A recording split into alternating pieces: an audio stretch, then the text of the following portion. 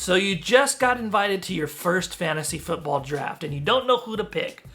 Well, I'm going to give you 5 players who I think are more reliable than a golden retriever. But first, I got to warn you, if you pick these players and they don't work out, well, I can't account for the human element or acts of God or whatever you want to call it. But I think these players are a solid pick for your first time. The first player that I want to talk about is Josh Allen. He is probably the safest quarterback you can pick. He's durable. He'll give you 30 to 40 touchdowns, and last year he didn't turn the ball over. And that's despite not having a number 1 option. I mean, weapons in Buffalo were so scarce, you'd have a better chance of finding water in the Sahara Desert.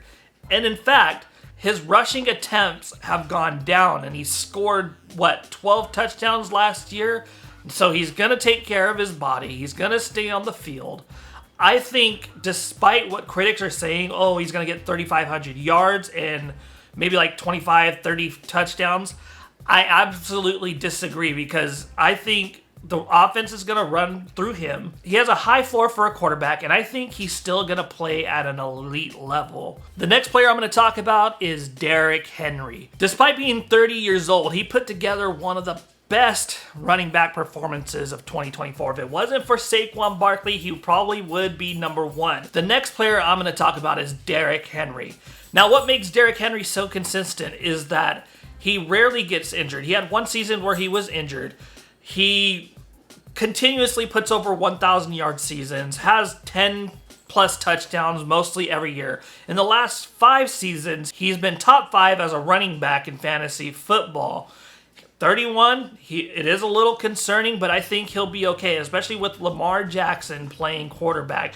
There's always that threat of the run, so it's going to open up holes for Derrick Henry. Now, why am I not saying Saquon Barkley? Saquon Barkley's a great player, and yeah, I'm an Eagles fan, but he's been injured twice. He got injured, I think, his second campaign, and then he was injured a couple years ago.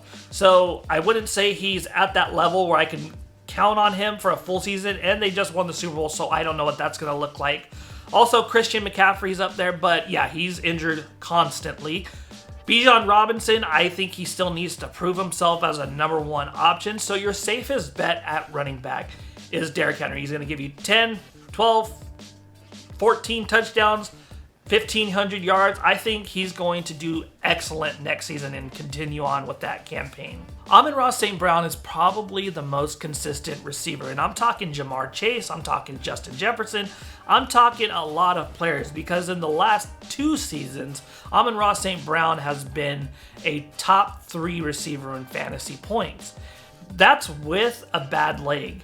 In 2024, he was injured with either a knee or an ankle, I can't remember, but he had 110 receptions, 1,200 yards, and 12 touchdowns.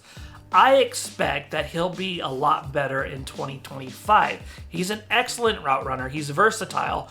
He can play in the slot. He can play outside. He can play wherever you want, and he'll get open. He has sure hands. I really think that 2025 is going to be a breakout season for him, and it'd be a good idea to pick him. I think George Kittle should be the pick for tight end if he's available, because he's reliable. He can stretch the field. He can play with power, run after the catch. You name it, he can do it. And despite a shaky offense in 2024, George Kittle had over 1,100 yards. He's been top 4 as a tight end in fantasy football for 6 out of the last 7 seasons, an 83% catch rate last season as well. He's going to be 31, but despite that, I don't think 31 is as old as people think in the NFL anymore. You got players that play into their 40s, late 30s, like Jason Peters and Tom Brady and Travis Kelce, who's like, 35, 36?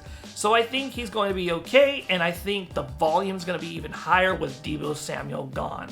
Jamar Chase comes with a little bit of an asterisk because it depends on if Joe Burrow can stay healthy and if the offensive line can protect him. Having said that, if everything goes well, he's due for 14 to 1,500 yards, over 10 touchdowns, over 100 receptions. Last year was insane. It's Jerry Rice territory. 120 plus catches, 1,700 plus yards, and 17 touchdowns. He's big, he's fast, he's explosive. He can muscle most defensive backs, in my opinion. Despite this, he's only been a top 3 receiver his rookie season and last year. But if everything goes well, I think he will continue that streak of being a number 1, number 2, number 3 receiver. It all just depends on Burrow and the offensive line. Now you may be asking, why didn't I choose Justin Jefferson? Well, JJ McCarthy is a question mark to me. I don't know if he is good or bad. We'll have to see what happens this season. Who do you think are the most consistent players in fantasy football? Drop your thoughts in the comments. Don't forget to hit the like, the subscribe, the bell. If you want to see anything to do with football, all-time teams, fantasy football, NFL analysis, predictions, you name it, I got it. Adios.